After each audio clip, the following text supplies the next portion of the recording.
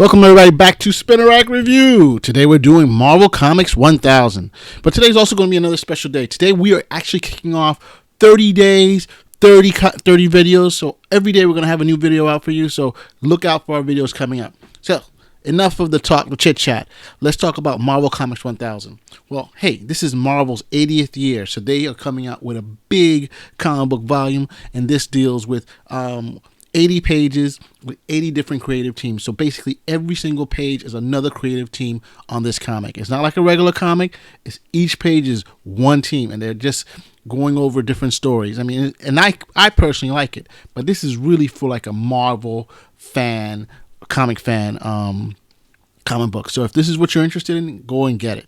All right. There are tons of variants, of course. You know, there are some variants that already flew off the shelf. Some variants are $50, $200.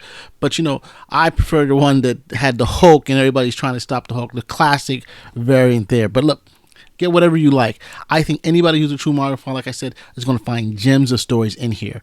You know, the one thing that I have to say about this story is that, you know, it really shows the talent that a lot of these artists and writers have, that they're able to frame a story in just one page. You know how hard it is to do something like that? I mean, the same thing goes with writers when they have to do a 200 or 300 page book and they have to bring it down to a novella, which is what, less than 100 pages. This is basically what a lot of these guys do. They usually do 24 or 36 page comics and they're able to distill it down to just this. And kudos to a lot of them. Some of the stories in this issue are not as good as some of the others, but there are some really big gems out there, and I just want to say, you know, look out for those. And especially when this comic is so big that you have to reread it. Hell, there's some stuff you have to go back to your vault to see what the hell was that, and you know, some surprising things that you find out. One thing throughout the story, there's a narrative by Al Ewing from the Immortal Hulk, you know, and something dealing with the Eternity Mask or a Black Mask. And, you know, this comic they're not really lending itself. This is an anthology, really. And so you are going to have all kinds of stories at all kinds of places.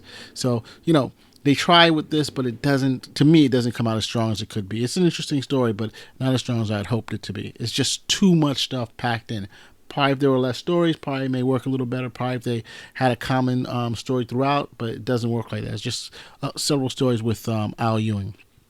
Some of the standouts for me in this is Alex Ross. He did a great Hulk story. You got to definitely look into that. Ryan North Galactus is instructional, and you know, I love that too.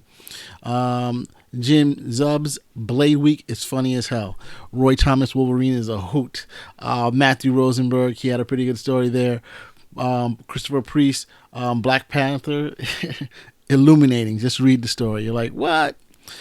Cleason's Captain America, of course, is uplifting. I mean, he is everything that Captain America is.